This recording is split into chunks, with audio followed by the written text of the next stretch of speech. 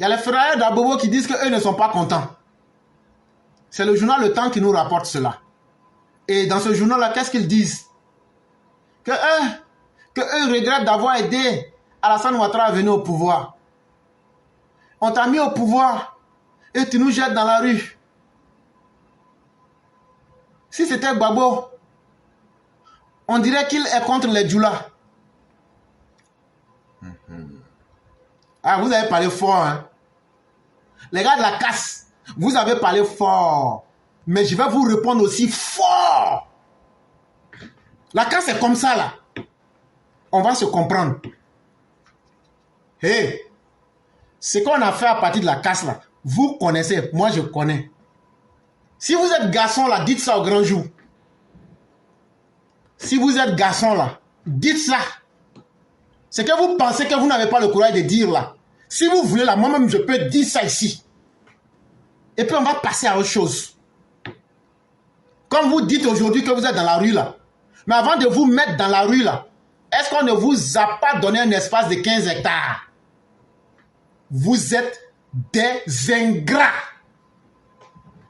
Vous, les ferrailleurs, guinéens, étrangers, méchants âmes que vous êtes des ingrats.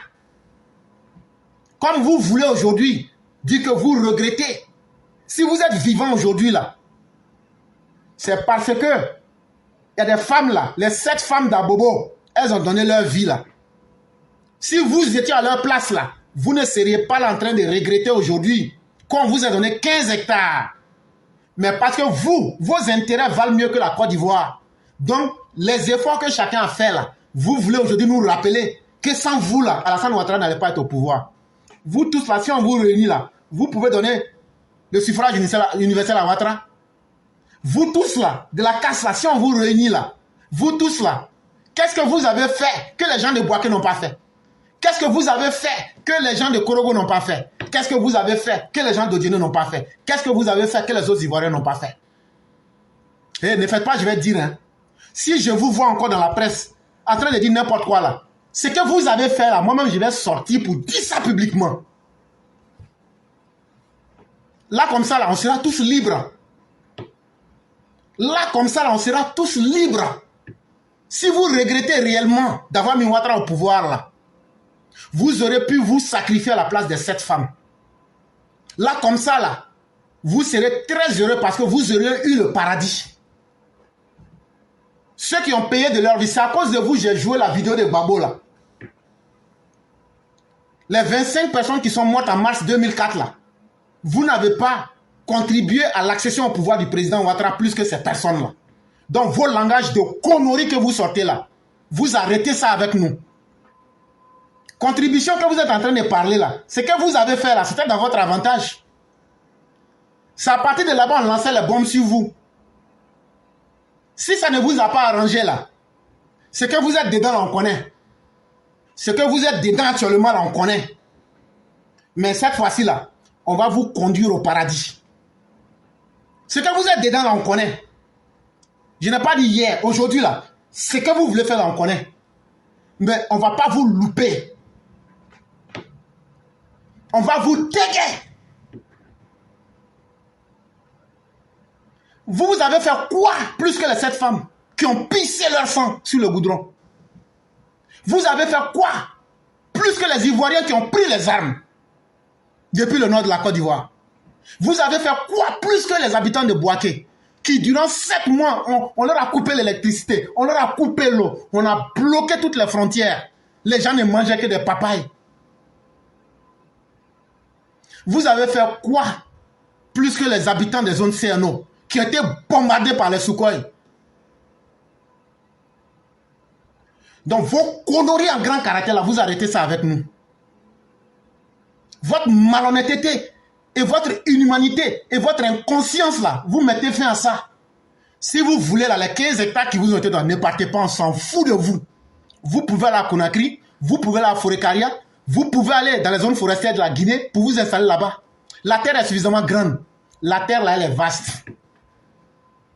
Si la Côte d'Ivoire, avec toute la générosité qu'elle vous a offerte, avec tout ce que le président a fait, aujourd'hui vous vivez en paix. Ah donc, les bombes qu'on lançait sur vous là, vous regrettez Gbagbo aujourd'hui.